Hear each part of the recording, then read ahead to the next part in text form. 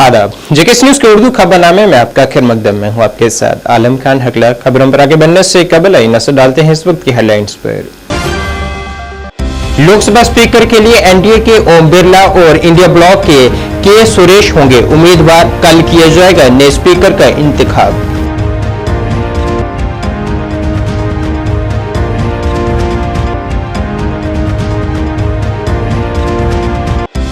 जम्मू से श्री माता वैष्णो देवी कटरा के लिए बराह रास्त हेलीकॉप्टर सर्विस का हुआ बाज़ाब्ता आगाज।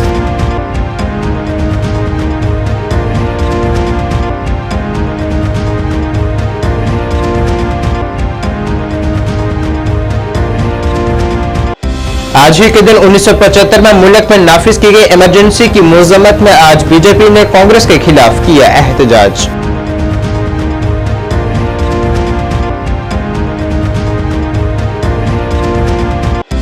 साबका मेयर ने जम्मू में नाजायज तरीके से बनाई गई झोंपड़ियों को हटाने का किया मुतालबा। इंतजामिया के गैर संजीदा रवैये पर उठाए सवाल।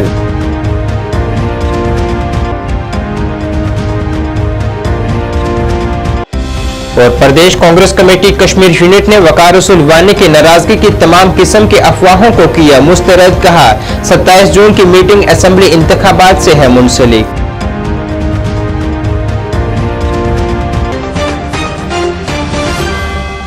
अब खबरें तफसील से।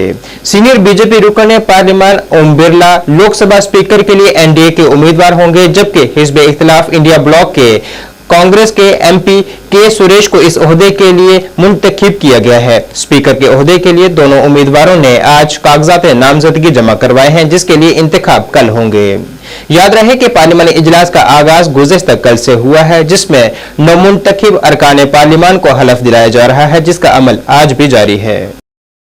जम्मू कश्मीर की कटरा की त्रिकुटा पहाड़ियों के दरमियान में वाक़ा श्री माता वैष्णो देवी श्राइन तक जम्मू से बराह रास्त हेलीकॉप्टर सर्विस का बेसब्री से इंतजार किया जा रहा था, जो कि आज इख्तिताम पजीर हुआ है। जम्मू से श्री माता वैष्णो देवी के लिए बराह रास्त हेलीकॉप्टर सर्विस आज बाज़ाब्ता तौर पर शुरू हो चुकी है। इस सर्विस के शुरू होने से जम्मू से कटरा का फासला कम होगा और एक ही दिन में यात्रा को करके वापस भी आया जा सकेगा।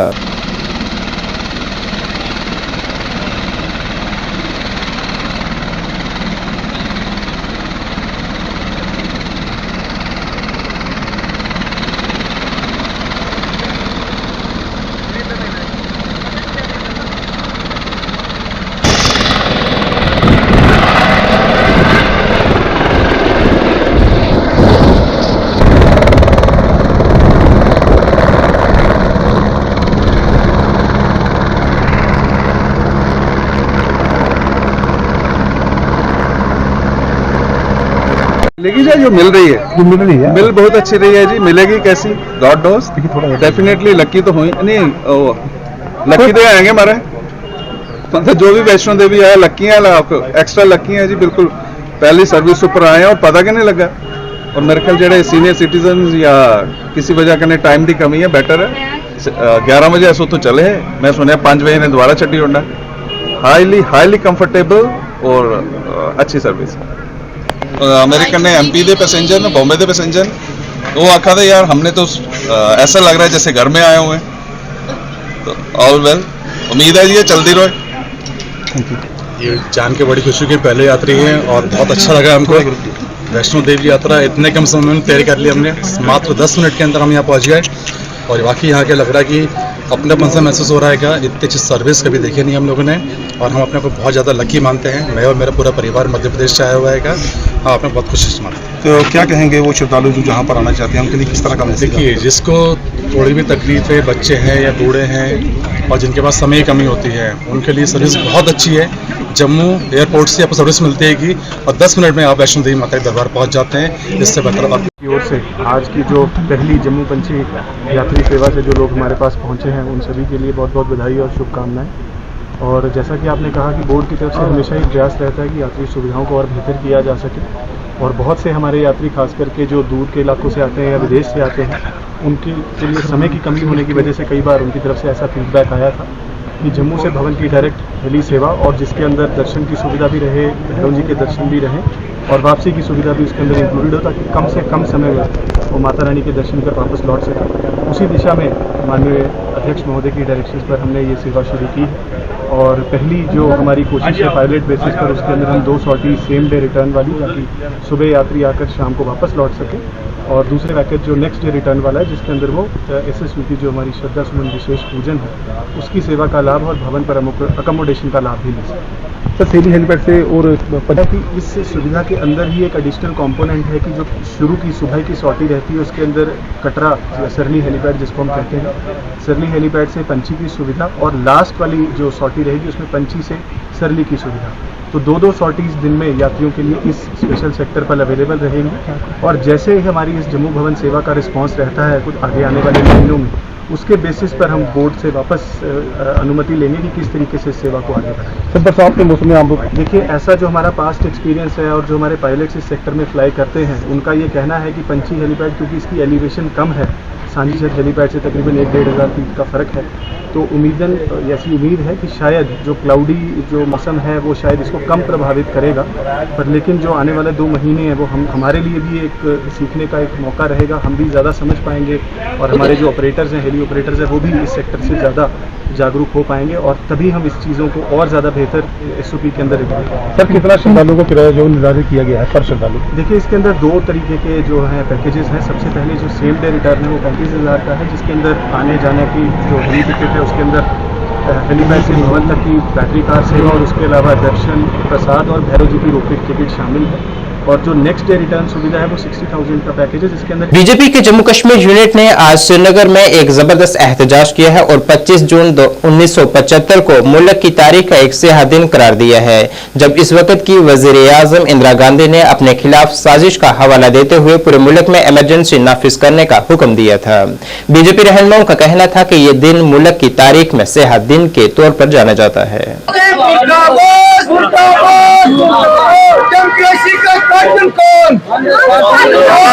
कांग्रेस पार्टी और कौन? डेमोक्रेसी का कातिल कौन? कांग्रेस पार्टी और कौन? डेमोक्रेसी का कातिल कौन? कांग्रेस पार्टी और कौन? कांग्रेस पार्टी और कौन? कांग्रेस पार्टी और कौन? गांधी मुक्त। आज का दिन जो है वो इतिहास में ब्लैक डे है। उस ब्लैक डे हम आज यहाँ मना रहे हैं जो इंदिरा गांधी ने जो इमरजेंसी किया था उसकी वजह से डेमोक्रेसी का जो कत्ल हुआ था, आज हम उसके खिलाफ प्रदर्शन कर रहे हैं।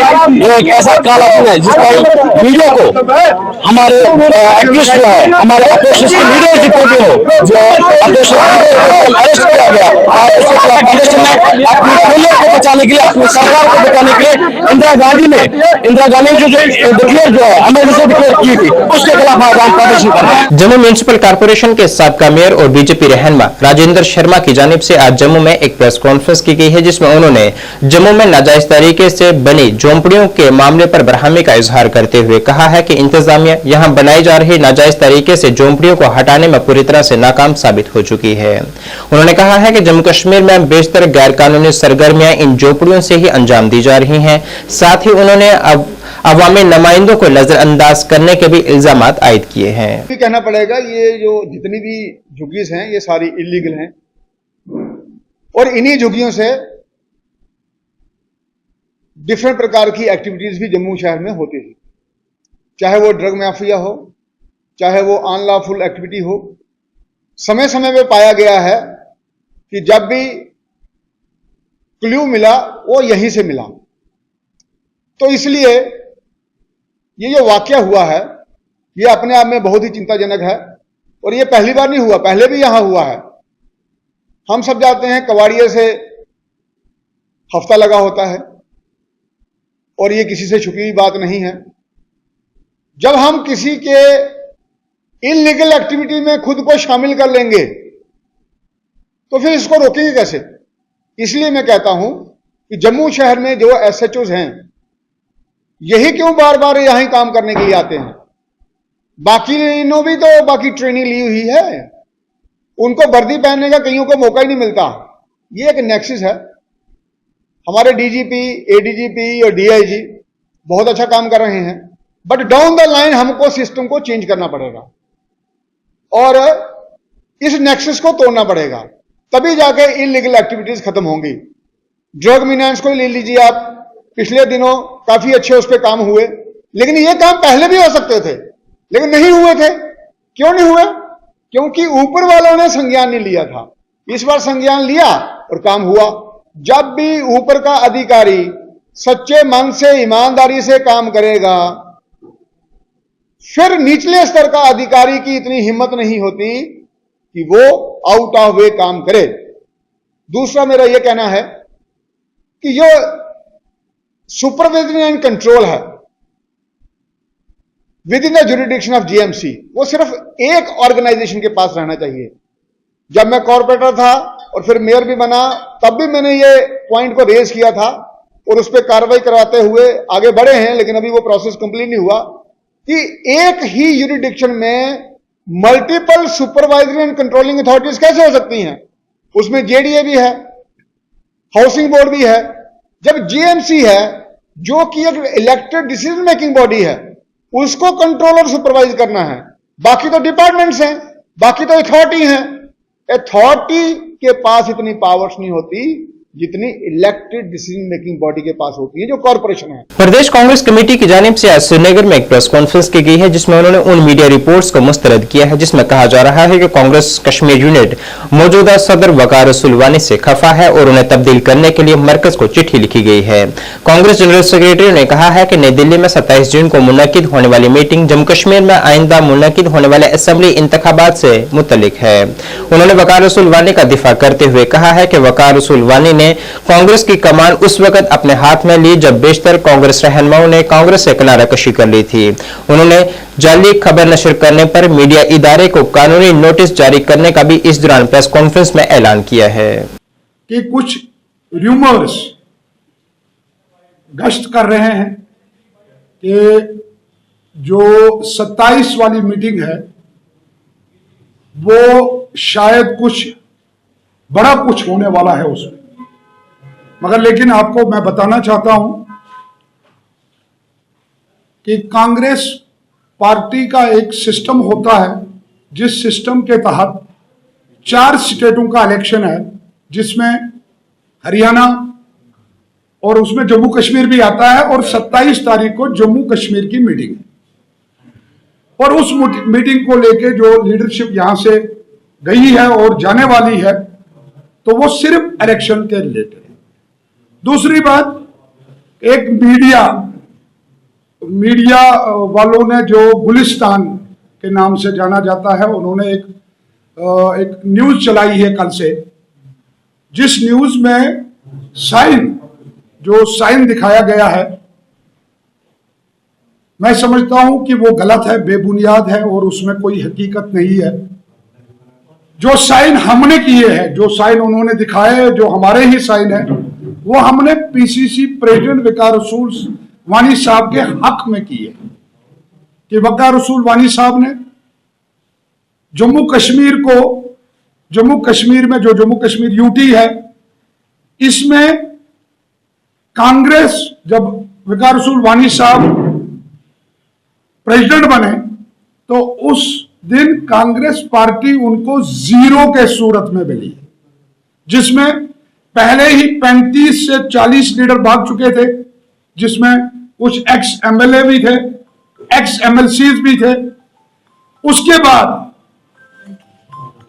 जब गुलाम नबी आजाद साहब कांग्रेस को छोड़ के चले गए, तो उसमें जो बचा खुचा था वो उसके साथ निकल गए। उनमें से मैं भी एक था जो कांग्रेस पार्टी को छोड़ के चला गया।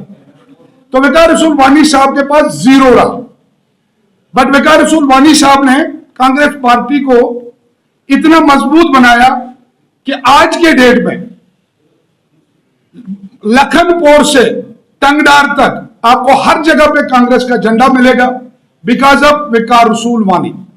क्योंकि एक नौजवान लीडर मिला हमें, जिन्होंने हमें भी वापस लाया, जो डीएपी को खाली कर दिया और साथ में और पार्टियों को भी खाली करके उन्होंने कांग्रेस पार्टी को मजबूत बनाया। और हमारी जो लीडरशिप है, जिसमें अब्दुल गनी खान साहब जो वाइस प्रेसिडेंट है, जो फारूक साहब आपके यहां बगल में बैठे हैं, ये जनरल सेक्रेटरी है, नजीर साहब बैठे हैं जो डिस्ट्रिक्ट प्रेसिडेंट कुपवाड़ा से है, और सारे बहुत सारे लीडर जो वकार रसूल वानी साहब को चाहते हैं और जो राहुल जी ने हमें एक यंग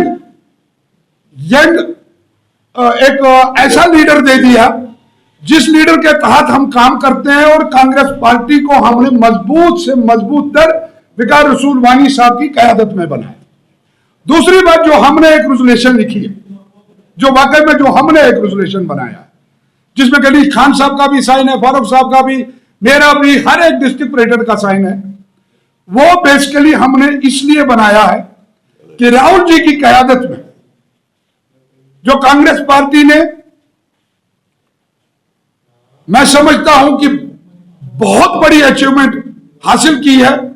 खड़गे जी की क़यादत में सोनिया जी जो बनी, यूपीए की नई चेयरपर्सन बनी, तो उसको मुबारकबाद देने के लिए हमने वो रेजोल्यूशन डाला। श्री राम मंदिर पुरानी मंडी जम्मू के महंत श्री रामेश्वर दास जी महाराज की जानिब से आज जम्मू में एक प्रेस कॉन्फ्रेंस की गई है, जिसमें उन्होंने 29 जून से शुरू हो रही सालाना अमरनाथ यात्रा को कामयाब बनाने के लिए इंतजामिया से अपील की है कि यात्रा के लिए पुख्ता इंतजाम किए जाएं ताकि कोई नाखुशगवार वाक़ा पेश न आए। 2024 की यात्रा शुरू हो जाने जा रही है और 27 तारीख को संतों का रजिस्ट्रेशन होगा और 28 को यात्रा यहाँ से यात्रा के लिए अमरनाथ के लिए प्रस्थान होगी और 29 को लोग वहाँ दर्शन करने जाएंगे। ऐसी व्यवस्था बनी है, यात्रा मंगलमय हो। संतों का शिविर है, संतों के शिविर में हजारों की संख्या में संत देश और विदेश से आते हैं। प्रशासन यात्रा के लिए जागरूक है, यात्रा मंगलमय होगी, यात्रा में किसी प्रकार का अवरोध प्रकट नहीं होगा। इसके लिए हमको प्रशासन और एलजी महोदय पर पूर्ण विश्वास है और यही कामना हम भोलेनाथ से करते हैं कि यात्रा मंगलमय हो, देश विदेश के लोग यात्रा में आए, शहर सुंदर हो, शहर में किसी प्रकार का अवरोध ना हो। जम्मू में रहने वाले सब लोगों को यात्रा में आए हुए यात्रियों का वेलकम और सम्मान करना चाहिए। शहर में जिस प्रकार टूट फूट मची है, इसको सुरक्षित होना चाहिए, साफ सुथरा होना चाहिए। शिविरों में लाइट, पानी व्यवस्था, सुरक्षा की पूर्ण व्यवस्था के लिए प्रशासन को जागरूक होना चाहिए। यात्रा में किसी प्रकार का अवरोध पैदा न हो, इसके लिए सुरक्षा व्यवस्था मजबूत हो, इसीलिए यह प्रेस वार्ता रखी है और हमको लगता है यात्रा मंगलमय ही होगी। यात्रा में लाखों की संख्या में श्रद्धालु आएंगे, बाबा अमरनाथ के दर्शन करेंगे। कोई भी शक्ति यात्रा में विघ्न नहीं डाल सकती है। भारतवर्ष मजबूत है और नरेंद्र भाई मोदी की देखरेख में सुरक्षित है और हमारी धार्मिक यात्रा भी सुरक्षित रहेगी। जय जय श्री राम। और ये जम्मू कश्मीर का सौभाग्य है, जो एक किस्म की धर्म नगरी भी कही जाती है, जहाँ हर जगह से श्रद्धालु आते हैं, राष्ट्रीय और अंतर्राष्ट्रीय स्तर के आते हैं और जम्मू कश्मीर में सभी सुख सुविधाएं उनको प्रदान की जाती हैं। और इन्हीं सेवाओं को देते हुए हमारे महंत रामेश्वर दास जी और पूरा एलजी प्रशासन हर सेवा उपलब्ध करवाने के लिए तत्पर रहता है और ऐसा आभास देता है कि अतिथि देवो भव, और उसी भाव से सभी श्रद्धालु यहाँ आकर भोलेनाथ के दर्शन करते हैं और अपने परिवार की सुख शांति और समृद्धि मांगते हैं और पूरे देश के लिए सौहार्दपूर्ण वातावरण और उसके लिए सौहार्दपूर्ण नीतियों पर चलते हुए अपने देश की बढ़ोतरी के लिए भी कामना करते हैं। और मैं प्रशासन को यही कहूंगा कि हर वक्त इन साधु महात्माओं की सेवा के लिए हमें उपलब्ध रहना चाहिए और जो भी समस्याएं कहीं आए उसको हमको निवारण करते हुए, सहयोग करते हुए यात्रियों के साथ अच्छी व्यवस्था देने का प्रयास करना। तमाम auto repair and spheres association ने हर साल की तरह इस साल भी गर्मियों की छुट्टियां 27, 28, 29 और 30 जून को करने का ऐलान किया है। इन छुट्टियों का ऐलान जम्मू में आज एक प्रेस कॉन्फ्रेंस से खिताब करते हुए किया गया है। इस दौरान ऐलान किया गया है कि इन छुट्टियों के दौरान मोटरसाइकिलों, स्कूटरों और 3 पहियों की रिपेयरिंग की तमाम दुकानें बंद रहेंगी। आए हुए सब प्रेस मेंबरों का वेलकम करता हूं। इन्होंने अपना कीमती समय निकाल के हमारी प्रेस के लिए अपना कीमती समय निकाल के हमारे को सपोर्ट किया। मैं आज आपके माध्यम से all auto repair and spare association की तरफ से प्रदान होने के नाते ये कुछ हमारी गर्मी की छुट्टियां हर साल जो हैं हर साल आती हैं, जो हमारे काफ़ी बड़ी 8-10 साल से जो रेगुलर हो रही हैं, पहले हमारी 3 छुट्टियां होती थी, इसको 4 साल से बढ़ा के हमने एडजॉइनिंग हमने संडे साथ जोड़ा, तो अब हमारी 4 छुट्टियां होती हैं। लास्ट जून की 27, 28, 29, 30 को हमारी ये 3 छुट्टियां होती हैं, उसके साथ संडे को इंक्लूड किया गया है। इसमें ऑल ऑटो रिपेयर स्पेयर में हमारे टू व्हीलर रिपेयर के मैकेनिक, स्पेयर पार्ट वाले और ऑटो रिपेयर और लेथ वर्क, ये हमारे सारे एसोसिएशन की मेंबर्स हैं। तो जम्मू रीजन में सारी दुकानें बंद रहेगी 27, 28, 29, 30। ये एनुअल हॉलीडेज हैं जो हर साल मनाई जाती हैं और छुट्टियाँ होती हैं और अपनी फैमिली को टाइम देते हैं सारे मेंबर, जो कि रेगुलर वैसे नहीं निकल सकते, तो इसलिए एक निर्णय लिया गया था। ये 10 साल से रेगुलर हो रहा है। तो इसके साथ हमने सारी अपनी एसोसिएशन को डोर टू डोर ये एक सर्कुलर जो है भेजा गया है, और किसी को अगर हमारे किसी मेंबर को, रजिस्टर्ड मेंबर को किसी कारण किसी वजह से ये सर्कुलर नहीं पहुंचा है, तो हम उससे भी बेनती करते हैं कि जो हम हमारी तरफ से अगर कोई चूक रह गई हो, हमारी तरफ से कोई नहीं इनकन्वीनियंस होने की वजह से नहीं पहुंच पाए, जहाँ हमारा जो मेंबर सर्कुलर प्रोवाइड करता है वो किसी वजह से आपके पास नहीं पहुंच पाया, तो हम आपसे रिक्वेस्ट करते हैं कि यूनिट के जो सर्कुलर है वो सबको हमने अपनी तरफ से तो भेजा है। इनकेस कोई रह गया हो तो हम माफ़ी चाहते हैं, और इसी वजह से हमने प्रेस के माध्यम से भी उन तक ये अपनी बात रखने की कोशिश करी है। तो मैं ये चाहता हूँ कि हमारे किसी मेंबर ने भी हमारी ये यूनिट की जो छुट्टियाँ हैं, जो वायलेशन है, इसका कोई करना नहीं चाहिए। इसमें हमने एक छोटा सा प्रावधान रखा गया है कि अगर कोई ऐसे करता है तो उसको 5,000 रुपया जुर्माना देना पड़ेगा अगर वो यूनियन की उल्लंघना करता है, यूनियन के आदेश का, जहाँ हमारी जो सारी कार्यक्रम हुआ है। तो इसके साथ हम चाहते हैं कि किसी को अगर कोई किसी वजह से नहीं मिला है ये सर्कुलर, तो वो हमसे प्रेस के माध्यम से भी इसको देख सकता है। तो इसके साथ हम ये भी चाहते हैं। वादी कश्मीर के जिला अनंतनाग के बिजबिहाड़ा जेब आबा इंस्टीट्यूट में आज एक तकरीब का एहतमाम किया गया है, जिसमें डायरेक्टर सेहत खिदमत और एडिशनल डिप्टी कमिश्नर अनंतनाग बतौर मेहमान खसूसी थे।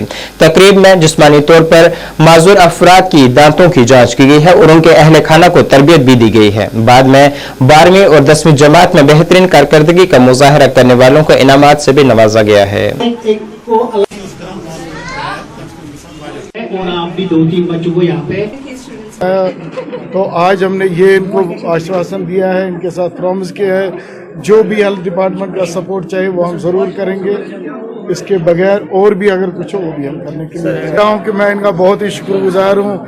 यहाँ मेरी आंखें तो खुली ही थी, लेकिन आज बहुत ज़्यादा खुल गई है।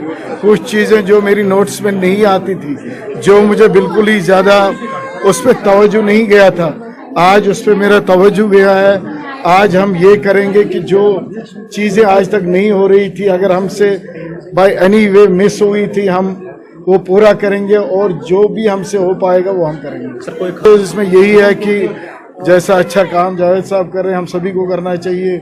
ये एक अच्छा काज है। इसके ये जो हमारे बच्चे हैं आज के, ये अगर खुद मैं पेरेंट्स से गुजारिश करूंगा, जो पेरेंट वो ये ना समझे स्टिग्मा लेके चले, ये बच्चे अल्लाह ताला ने एक नियामत दी है हमें। अगर आप देखिए कि अगर हम इनकी खिदमत करेंगे, उनके लिए भी एक मौका हो तो वो सामने आए, उनको यहाँ एजुकेशन दिलवा दें, उनको सेल्फ डिपेंडेंट बनाए, ताकि अगर वो यहाँ आके अपना वो डिपेंडेंट किसी पे। तो मेरा बहुत हमेशा ये रहता था कि अपनी कम्युनिटी के लिए कुछ करना। तो लास्ट ईयर में जब यहाँ आया तो मैंने देखा जावेद साहब ने एक बहुत ही आउटस्टैंडिंग एक फैसिलिटी खोली हुई है। ना सिर्फ कि वो खुद एक डिसेबिलिटी से कोप कर रहे हैं, बट उन्होंने एक बहुत एक एग्जाम्पलरी एक फैसिलिटी खोली है, जिसमें दूर दूर से जो बच्चे वो भी इंस्पायर थे इस इनिशिएटिव से। तो जैसे जावेद साहब ने कहा कि मैं खुद से कमिटेड हूँ कि I want to give back to my community, तो वो एक हम we can give some expert opinion. उसके अलावा एक डेंटल फैसिलिटी का यहाँ पे हम we are going to start it और with the cooperation of government dental college और जो यहाँ पे कम्युनिटी डेंटिस्ट्री डिपार्टमेंट है उनके कोऑपरेशन से we can have a regular checkup of these people and we can जो है इनका वो जो ओरल हाइजीन और ओरल हेल्थ है इसको हम बेटर कर सकते हैं और इनकी क्वालिटी ऑफ लाइफ को हम इम्प्रूव कर सकते हैं। हमने एक अवेयरनेस प्रोग्राम किया जिसमें केयर गिवर्स, पेरेंट्स और पर्सन विद डिसेबिलिटीज़ जो है उनको ओरल हाइजीन के बारे में कहा गया। ये प्रोग्राम जो है इसका इनकाद एक popular renowned doctor Altaf Hussain Shah साहब ने किया था जिन्होंने सपोर्ट हासिल किया था government medical dental college Srinagar से। और हमारे इस प्रोग्राम में एक तो मकसद था हेल्थ एंड हाइजीन और दूसरा हमने आज उन बच्चों को फेलिसिटेट किया जिन्होंने 10th और 12th में डिस्पाइट डिसेबिलिटी, वो पर्सन विद डिसेबिलिटीज़ थे, उनको बहुत सारी दिक्कतें थी, आँखों की बीनाई नहीं थी, कानों आँखों मुँह का सुनना बोलना नहीं था, लेकिन फिर भी उन्होंने मैट्रिक और 12th के एग्ज़ाम्स में बहुत अच्छी कारकर्दगी दिखाई। इस सिलसिले में हमने जाडियो बिजबिहारा के साथ उनको फेलिसिटेट भी किया और डी साहब ने खुद इन बच्चों को काफ़ी सराहा और कहा कि हम इन बच्चों के लिए जो भी इंतजाम इस डिस्ट्रिक्ट में होने चाहिए वो हम जरूर। जिला पुंछ की सब डिवीजन मेंढर के गांव बरेला कसबलारी की अवाम ने यहां नया राशन स्टोर खोलने का मुतालबा किया है। उनके मुताबिक यहां के लिए 2 स्टोर मंजूर हुए थे मगर ये दोनों स्टोर उनके इलाके से काफी दूर हैं। उनके मुताबिक ये एक दूर अफ्तादा इलाका है और यहाँ के तकरीबन 400 राशन कार्ड हैं और उन्हें राशन हासिल करने के लिए काफी फासला तय करना पड़ रहा है। उन्होंने इंतजामिया से अपील की है कि वो यहाँ का दौरा कर यहाँ उनकी जायज मांग को पूरा करे। पास में जाएंगे और बाद में जो हमने बोला गवर्नर के पास में जाएंगे। कल ये नहीं बोलना कि हमारे खिलाफ कोई गया है। हम ये बोलते हैं टीएसओ साहब, तहसीलदार साहब और उसके बाद में बीडीओ साहब यहाँ आए, आके देखें क्या इन लोगों का हक है या नहीं है। आज कास और बरीला का जो है हमारा जो है कम से कम 400 जो है कार्ड है और यहाँ कोई स्टोर नहीं है। क्यों हमारे लिए नहीं है? क्या गवर्नमेंट उनके लिए है जो हमेशा जो है तालीम वाली करके वो करते रहते काम? कोई भी हम ये बोलते हैं कि यहाँ आना चाहिए, किसी को भी यहाँ आके देखना चाहिए, यहाँ आके देखना चाहिए। क्या ये लोग रो रहे हैं? डीसी साहब को भी यहाँ आना चाहिए और यहाँ आके देखें क्या ये लोग जो है हाथ पर लड़ रहे हैं, क्यों ऐसे ही कर रहे हैं और हमारी कोई नहीं सड़ाई हो रही। ये हमारा बैकवर्ड एरिया है, हमारा जो है यहाँ पर कोई भी अफसर आने के लिए तैयार नहीं है। हम बोलते हैं, ये बोलते हैं कि ये ऐसे ही बोलते रहेंगे, सारी उम्र हम ऐसे नहीं बोलेंगे, हम आगे भी जाएंगे फिर अफसरों के पास में। मैं इसी बात पर ख़त्म करता हूँ। औज़ुबिल्लाहि बिस्मिल्लाहिर्रहमानिर्रहीम। ऊपर कसबराड़ी से हम तमाम जितने भी हजरात यहाँ खड़े हैं, इससे पहले भी जो है हमने यहाँ बहुत सारे लोग इकट्ठे हुए थे। वो इकट्ठा होने के बाद यहाँ हमने एक जुलूस निकाला था और जिसमें ये हमारे बीडीओ साहब और तहसीलदार साहब ने खुद एक्सेप्ट किया था कि हम यहाँ खुद आकर देखेंगे कि मरकज़ जो है वो कहाँ है और उस मरकज़ के ऊपर देखकर हम गौर व फिक्र किया जाएगा। अब तक हमारा काम जो है वो बिल्कुल बंद किया गया है। जब तक इस मसले का कोई हल नहीं होगा तब तक जो है हम कोई भी नया कदम नहीं उठाएंगे। लेकिन इस कहने के बावजूद भी यहाँ कोई आदमी जो है वो हमें यहाँ नहीं दिखाई दिया। इसलिए हमारी एक गुजारिश है तमाम से कि आप देखें, हमारा पूरा एक ऊपर कासबराड़ी है, यहाँ कास भी पड़ता है, बरीला भी, बग्योट भी, जो बिल्कुल मरकज़ जगह है उस पर तय किया जाए और पूरा इंसाफ के साथ हमारे साथ जो है वो इंसाफ किया जाए। वरना हमारे जो लोग हैं कम अज़ कम जहाँ 1500 प्लस वोट यहाँ का है, जो पूरी आवाम का है, वो बिल्कुल पूरी आवाम का 1500 वोट है। जो बच्चा जो है वो इस फैसले को नामंजूर करता है कि एक साइड पे हमारा जो स्टोर है वो एक साइड और अलग अलग साइडों पे बनाया गया है। मरकज़ का जो जगह रखी है वहाँ बिल्कुल कुछ पता ही नहीं लोगों को। जो मोहतरम, एक ज़रूरी अर्ज़ है कि मारो ऊपर कसबराड़ी पंचायत वो एक स्टोर इससे पहले भी आए थे कि ऊपर कसबराड़ी सेंटर में बने जाओ, लेकिन उसको भी कोई गौर किसी ने नहीं किया। मारा जड़ा सिरकर्दा है टीएसओ साहब, तहसीलदार साहब और वीडियो साहब, उन्होंने भी जनाब आन गए जो पार सेंटर के बीच लिखाई पढ़ाई करके दे गया था। लेकिन उसकी बाद उस लिखन लिखाई पढ़ाई की बाद जनाब यह अर्ज है कि वे जाकर साइड पर स्टोर बनवा रहे आई। क्या लिखाई पढ़ाई अगर ऊपर कसबराड़ी के अंदर की है, लेकिन वह लिखाई पढ़ाई कट गए, साइड के ऊपर किस तरीका का नाड़ बढ़ रहे हो, क्यों, किस क्या थायद के नाट बनी हुई हो और क्यों बनी हुई। अगर ऊपर कस बलाड़ी के अंदर स्टोर दितो हो जाके लिखाई पढ़ाई की थी और आज उसने साइड लेकर बना रहे क्या या उन्होंने होनो लोड़ा ऐसा मारे नाल वाद होकर गए या के मारे को कागज पत्र लिखा हुआ है लेकिन उसकी पहला में और आज का भी ये मौजूदा है लिखा साहब का।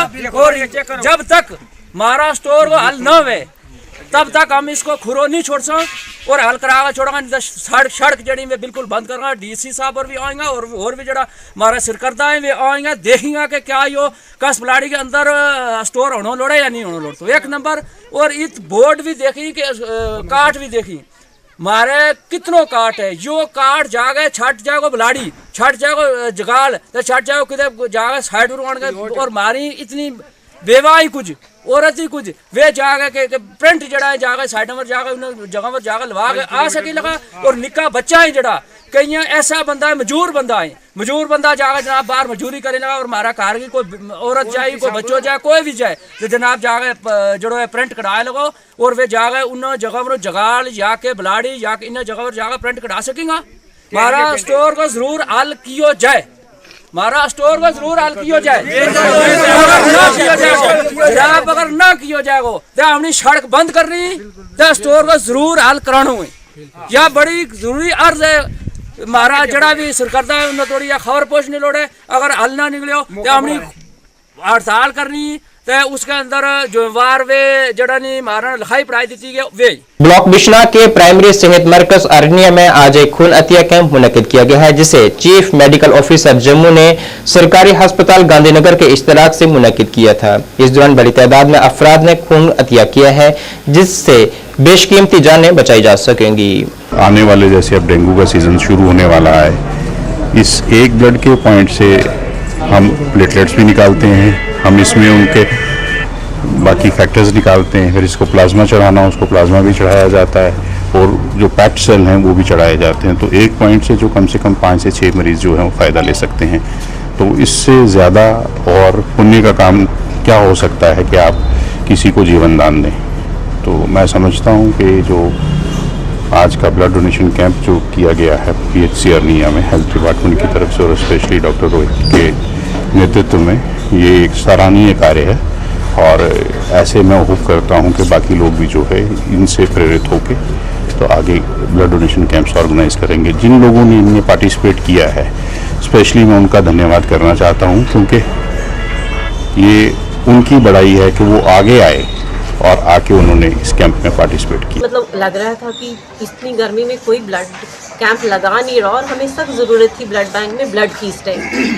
तो हम बहुत शुक्रगुजार हैं सबसे पहले इन लोगों के जिन्होंने इतना हिम्मत दिखाई और इतनी गर्मी में भी इनडायरेक्टली हम लोगों की भी मदद की ताकि हम आगे जो हमारे पास इतने सारे जो पेशेंट्स आ रहे हैं उनकी हेल्प कर पाएँ।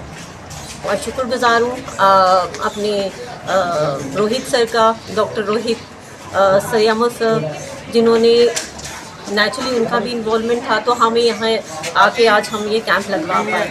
और मैं बस एक मीडिया के थ्रू आप लोगों का भी शुक्रिया, आप लोगों के थ्रू एक चीज़ लोगों को यही जागृत करना चाहती हूँ कि लोगों के दिमाग में ये चीज़ होगी कि हम ब्लड डोनेट करेंगे तो हमें पता नहीं कोई नुकसान हो जाएगा, हमें कोई बीमारी लग जाएगी या हमें इतनी कमज़ोरी आ जाएगी कि हम क्या, तो ये ऐसा कुछ भी नहीं है। ये बहुत एक लोगों के दिल में मिथ है, ऐसा कुछ भी नहीं है। कोई भी इंसान जो हेल्दी है जिसकी उम्र जो है 18 साल से ऊपर और 65 के बीच में है वो आके ब्लड डोनेट कर सकते हैं।